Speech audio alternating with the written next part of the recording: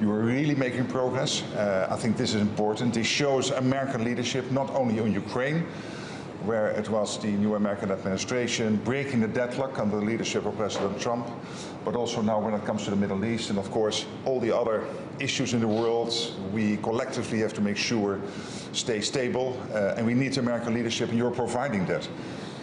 Today will very much be about the summit in The Hague, and it is first of all ramping up defense spending in Canada and Europe. Nations are committed to that. We will have a debate on all the details, but this is really important because we have the ongoing Russian threat, we have the Chinese built up massively at the moment militarily, and of course the terrorism, the terrorist threat, which is still ongoing.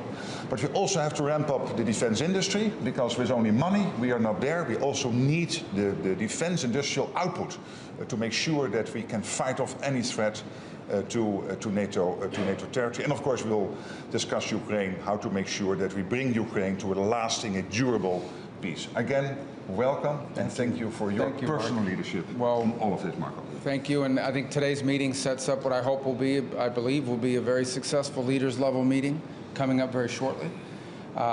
NATO has the opportunity to grow even stronger in the alliance. You know, the alliance is only as strong as its weakest link, and we intend and endeavor to have no weak links in this alliance. So it's setting up nicely, and it's good to see. You know, the President has just submitted a budget for $1 trillion of defense spending, which is unheard of, it's unparalleled. And it's not just spending money, it's spending money on the capabilities that are needed for the threats of the 21st century. All kinds of different threats that look different from the threats in the past. And so I think today sets up that leaders meeting, which will be very productive. I also think, obviously, that the big issue on everyone's mind is what's happening with Russia and Ukraine. The President of the United States has been abundantly clear. He wants the war to end. He's open to virtually any mechanism that gets us to a just, enduring, and lasting peace.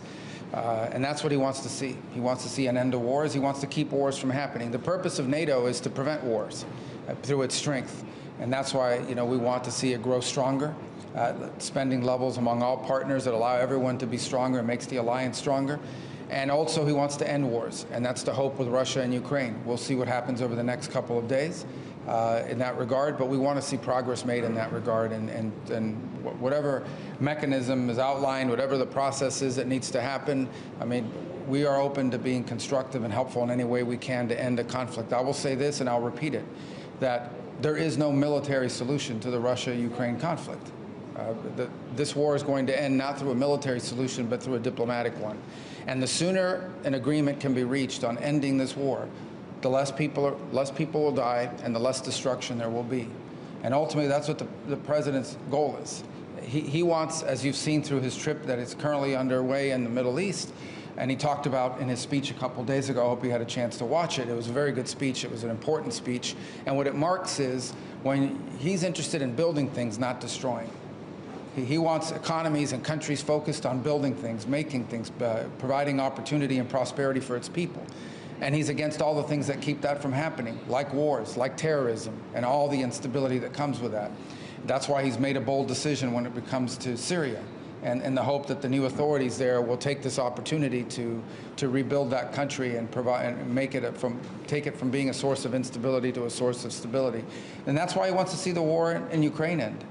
Because there are people suffering, there are things being destroyed, there are lives being upended. There are millions of Ukrainians that live outside of their borders in their country right now. And the world the President wants to see is one in which people can come back home and begin to rebuild their country and spend their time focused on how to build the economy, not how to fight a war. But obviously we're in a very difficult spot right now, and we hope that we can find the steps forward that provide for the end of this war in a negotiated way and the prevention of any war in the future as a result, meaning a peace that's going to ensure not just that this war ends, but also prevents a new one from starting at some point down the road. So a lot of work. We remain committed to that.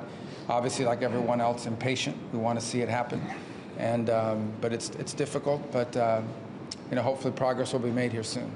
Thank you. Thanks so much. Thank you. Thank you. Thank you.